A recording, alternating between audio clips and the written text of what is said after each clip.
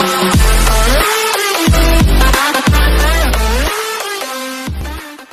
putra Presiden Joko Widodo, Gibran Rakabuming Raka dan tanda pagar. Tagar tangkap anak Pak Lurah masih bertengger sebagai cuitan terpopuler atau trending topik di Twitter.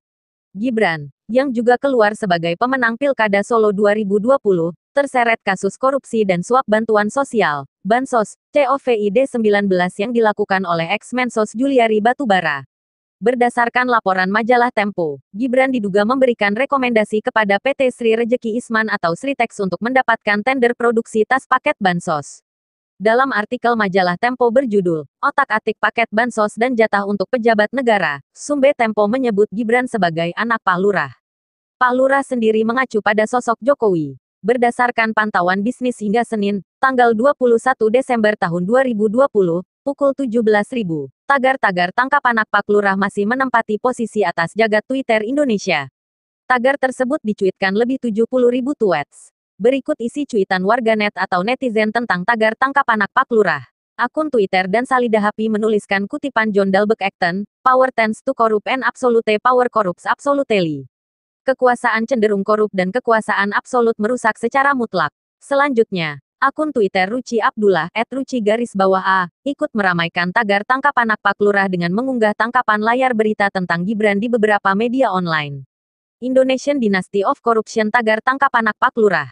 Bukan itu saja, nama Gibran juga menduduki trending topik Twitter hingga saat ini.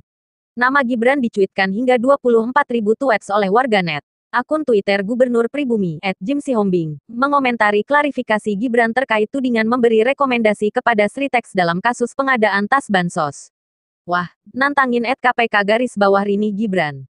Kalau aku jadi Gibran langsung minta maaf aja, yang penting gak menikmati hasil korupsi. Kalau soal rekomendasi itu hal biasa. Justru warga Solo bangga punya pemimpin yang berbesar hati. Nama PT Sri Rejeki Isman atau Sritex tiba-tiba menjadi buah bibir masyarakat. Perusahaan berkode emiten SRIL itu dikait-kaitkan dengan perkara pengadaan bantuan sosial, Bansos, yang menjerat Menteri Sosial, Mensos, Juliari P. Batubara.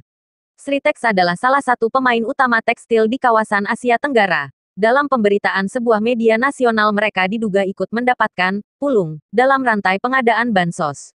Sritex diminta untuk menyediakan sekitar 1,9 juta go-di bag bagi paket Bansos Kemensos untuk kawasan Jakarta, Bogor, Depok, Tangerang, dan Bekasi. Menariknya, rekomendasi pengadaan tas paket Bansos itu ditengarai didapatkan dari anak sulung Presiden Joko Widodo, Gibran Rakabuming Raka. Gibran sendiri adalah calon wali kota Solo terpilih yang meraup suara lebih dari 80% pada Pilkada 2020 lalu.